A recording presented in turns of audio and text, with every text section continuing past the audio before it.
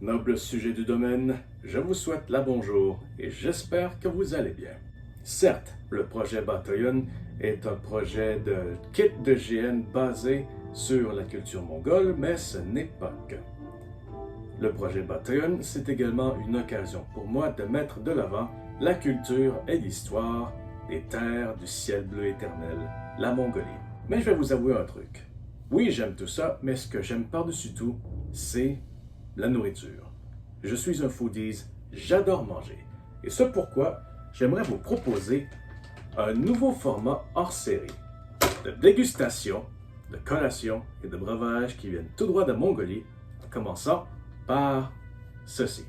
Mongol Soudetse, le thé au lait traditionnel de Mongolie de la marque Irtega. Le thé au lait mongol n'est pas seulement la base même de l'alimentation des peuples nomades, mais c'est également l'ultime symbole de leur hospitalité. On pourrait pas mieux commencer ce hors-série avec du Soudetse.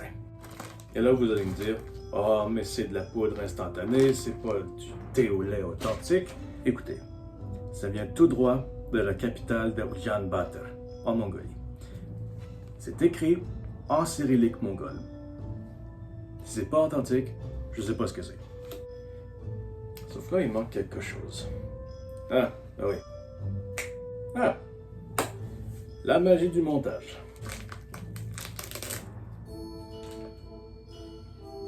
Oh!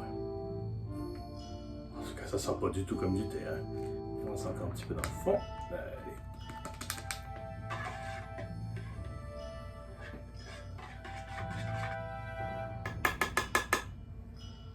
Ok.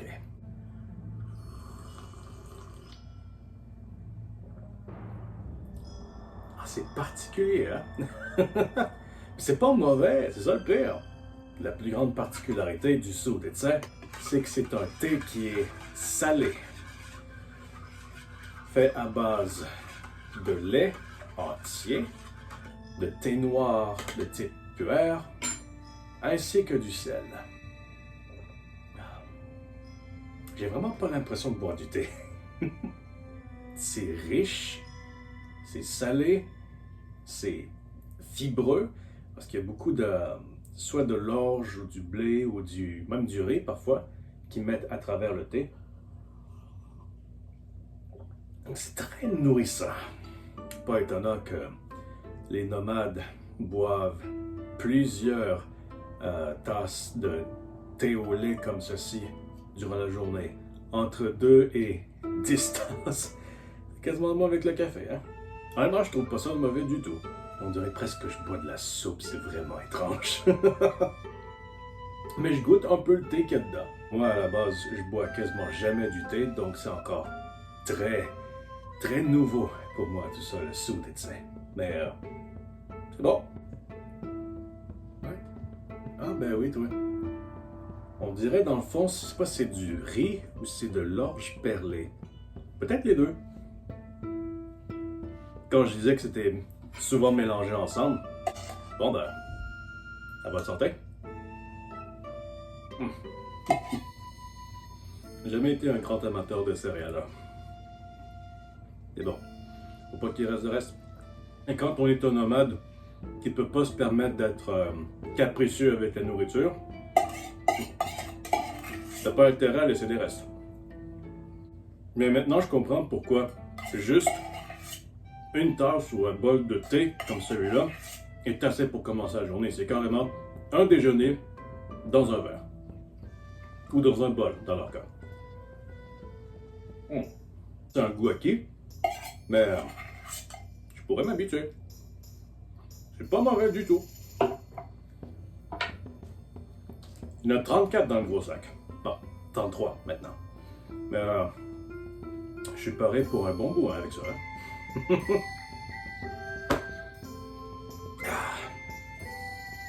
Ah, mais c'était bien bon tout ça. Verdict.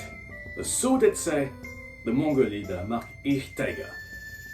C'est une belle surprise, honnêtement. Je trouve que le thé au lait traditionnel mongol est un excellent départ pour cette série de dégustation. Et j'ai hâte de me procurer d'autres collations, d'autres breuvages dans le même style que le saut de thé.